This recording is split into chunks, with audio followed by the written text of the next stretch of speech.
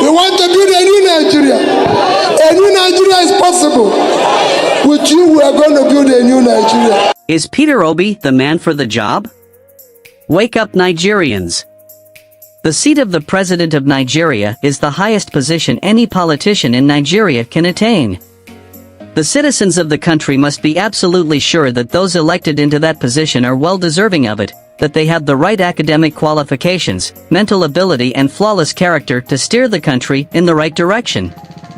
We have been fooled many times with leaders who have promised so much and have delivered too little or nothing in the advancement of the cause of this nation. How did we get here? We all know that Nigeria is so blessed with vast fertile lands and natural resources.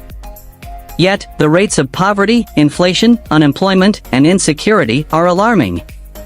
God has blessed your country with all it takes for a nation to be great. I think you should ask yourselves why the country is like this, what the problem is, and how to solve it. In my opinion, the only problem Nigeria has is bad leadership. But many think division is the solution to Nigeria's problem. No, it is not. It is in our unity that we are strong. Let us unlearn what they have taught us. We must inculcate in ourselves and our children the right values and practices that helped other countries to move ahead and become better. In every election, the so-called godfathers in this country impose candidates on us for elective positions. Persons we don't know who they have chosen for their selfish interests. These candidates, sponsored by their godfathers, come on stage to promise us heaven and earth. We sheepishly and ignorantly follow them, giving them the powers to collect what is left of our pride and legacy. They fill their pockets and reservoirs with more than what they can consume in 2 lifetimes. They pay back 1,000-fold to their godfathers for what was invested in them during the election campaigns. In my search for a path to take, I decided to look into the background, age, capacity, and track records of the 3 major contenders for the position of the President of the Federal Republic of Nigeria. My findings were alarming, informative, and comforting. I was particularly drawn to the track record and passion of Mr. Peter Obi for the development of Nigeria. Even though he has not been declared the president, he saddled himself with the responsibility of finding solutions to the many problems facing our dear country by traveling around the world to study other countries who had similar issues and have been able to solve them. His explanations made it clear that these problems are solvable. I don't think the power is stubborn. It is the people who are trying to solve it that are not doing the right things. We're not the only country that have power problem. People have solved it everywhere. It's been done in several countries of the world. So why is our own different? We are going to make it work. Is to unbundle first the transmission line. Because today, we're actually generating up to 10,000. But the transmission line cannot carry that.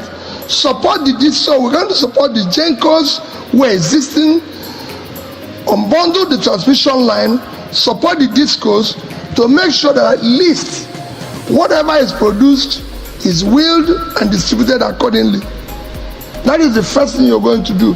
And you have to do this strictly under a guideline properly supervised. When I talk about consumption to production, is look at the vast land we have in the north. That is the most important physical assets of the country today. If you cultivate all that vast land, we will feed ourselves, we will export. That vast land can change Nigeria. Subsidy, I've said it before, is organized crime. What they are telling you is not what it is. We are the same population with Pakistan. They consume below 50% of what we consume. So first, the first half, I will remove it and give those people who are drinking it water, because that's what they're supposed to drink, so we can save the money. 2, we will deal with the other remaining issue. We need the money today with our debts. We need the money to be able to invest in a critical social development issues. Look at this year's budget. This year's budget, education, which is the highest since this government came, is about 2 trillion. Health, which is the highest since this government came, is about 1.5 trillion. Then infrastructure, which is road and everything, is about 1 trillion. So these 3 critical development areas is receiving 4.5 trillion. Subsidies 3.6 trillion. Six. No, half year. Oh, like okay. Half year is 3.6. So if it's full year, it's about 7 trillion. Which country will invest more in subsidy than education and health and even roads?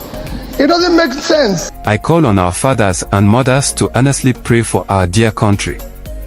I call on the youths to pick up their strength. I call on all agitators to drop their weapons. I call on all Nigerians to come together as one and vote for a better Nigeria. A country we can proudly leave for the next generation to enjoy. Long live the Federal Republic of Nigeria.